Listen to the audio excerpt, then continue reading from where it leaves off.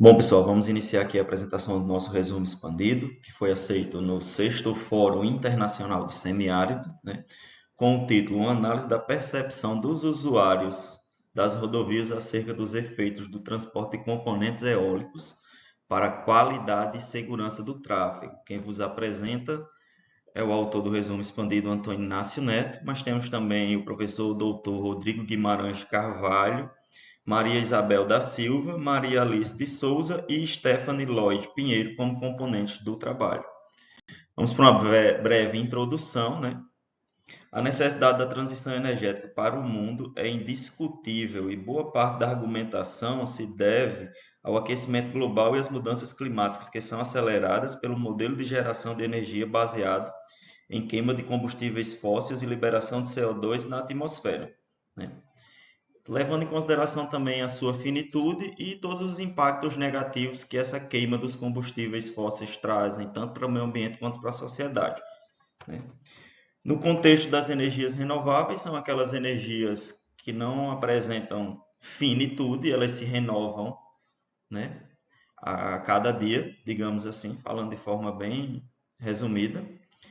Nesse contexto, a energia eólica encontrou aceitação devido à sua viabilidade financeira e à facilidade de implantação, a competitividade econômica da energia gerada e a grande capacidade de produção energética, além de ser uma fonte de energia renovável, né? As energias eólicas elas se dividem em onshore e offshore. Onshore são os parques de produção em terra e offshore são os parques de produção em mar, né? O Brasil se destaca no cenário mundial de produção de energia eólica, sendo uma das grandes potências mundiais. E em destaque dentro do Brasil nós temos o Nordeste, e dentro do Nordeste nós temos o estado do Rio Grande do Norte, como já destacou em seu trabalho de 2016 Adriano Gorayev e Branston. Adriano Gorayev e Branston também trazem alguns impactos identificados no processo de instalação e de produção desse tipo de energia, né? São eles: alteração da paisagem, supressão vegetal, mortalidade de animais, mortalidade de pássaros que se chocam com as torres, soterramento de lagoas quando esses parques estão situados em áreas de dunas, compactação do solo para a confecção, para a produção, para a criação, para a construção de vias que darão acesso a esses parques e os conflitos sociais que aos últimos anos vêm se intensificando ainda mais. O transporte de componentes eólicos são feitos pelas rodovias. Muitas vezes as rodovias elas não têm capacidade porque não foram pensadas para receber esse tipo de transporte. São cargas muito grandes que fogem dos tamanhos previstos, né, até então para transporte. Uma única torre ela pode ser dividida em até 8 partes diferentes, né? Então ela precisa de 8 carretas, grandes carretas de transporte indivisível, para fazer o transporte do lugar de onde elas são produzidas até o lugar onde elas vão ser instaladas, né? O grande volume desses transportes podem trazer vários impactos negativos, tanto para a estrutura das rodovias, quanto para a qualidade e segurança do tráfego dos usuários, né? O objetivo, então, nesse contexto, é identificar, a partir da percepção dos usuários, dos motoristas, quais são os impactos gerados pelo transporte desses componentes eólicos nas rodovias, né?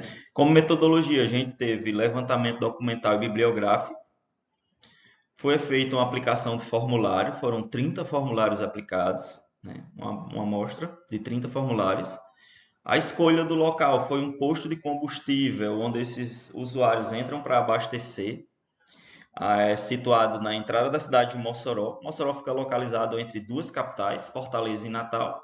Fortaleza, geralmente onde se vem a produção desses componentes que cruzam o estado do Ceará e entram no Rio Grande do Norte por Mossoró e vão até próximo a Natal, onde estão sendo instalados os parques, né?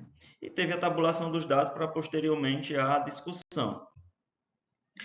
Vamos então para os resultados e discussões. Dos 30 formulários respondidos pelos motoristas, 33% afirmaram que no dia da aplicação, cruzaram com o transporte, né? Com as carretas de transporte de componentes eólicos. E aí a gente questionou qual seria a quantidade de carretas que eles viram, que é o que mostra o gráfico 1. Né? Desses 30, 93% dos entrevistados, quase a totalidade, disseram em uma outra viagem já terem cruzado ou trafegado no mesmo sentido que essas carretas. 83% destacam que o horário de circulação não é viável. 37% afirma que tiveram atraso significativo nas suas viagens por conta do tráfego desse tipo de transporte e 97%, quase a totalidade dos entrevistados, acredita que a sinalização pelo uso de batedores é de extrema importância para a segurança do tráfego. Né? O gráfico 2 traz a percepção de segurança da rodovia a partir da percepção dos usuários, dos motoristas. Né? Quase a metade dos entrevistados não se sentem seguros. A percepção dos danos causados à rodovia, de acordo com os usuários, é o que traz o gráfico 3. Né?